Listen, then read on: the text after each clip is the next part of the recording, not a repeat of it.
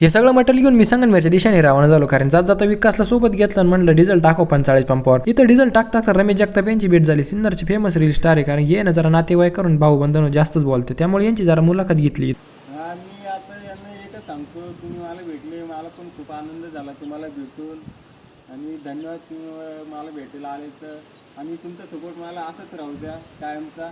Finally संगमनेरमध्ये पोहोचलो. आजूच्या रूमवर सगळं मटेरियल खाली केलं ओके मध्ये, कारण त्याला आता रूमवर राहणार आहे म्हणलं, सगळं मटेरियल लागणार होतं. खूप दिवसापासून अमृतवाहिनीमध्ये आलो नव्हतो, रिटर्नला निघालो म्हणलं आता इथून एक चक्कर मारून जाऊ. इथं बघतो तर काय सगळं बांबू टनलच काढून टाकेल. पहिली जी माझ्या होती बांबू टनलमध्ये, आता सगळं मोकळं केल्यावर माझ्या नाही, पण तरी भारी वाटलं आतमध्ये येऊन. गाडी पळवायची म्हणलं का मला लई मजा येते. आज पण तेच केलं. बायपासला लागलो 130 140, मी सोडलीच नाही गाडी. जसं वाघपिंजऱ्यातून बाहेर आलो पळतो का तसं माझ्या हातात स्टीअरिंग दिल्यावर गाडी पळती. घरी आल्या वाळू व्हायचा कार्यक्रम राबवला, कारण जो वाळूचा गंजा तो साईडला सारखा होता आणि खाली जी बोगस वाळू पडली होती ती चांगली उचलून साईडला टाकायची होती गांजावर. खाली कोब्याला माणसं येणार, त्यामुळे आमची जरा धावपळ होती. त्यात हा लहान पोऱ्या सुद्धा आम्ही सोडला.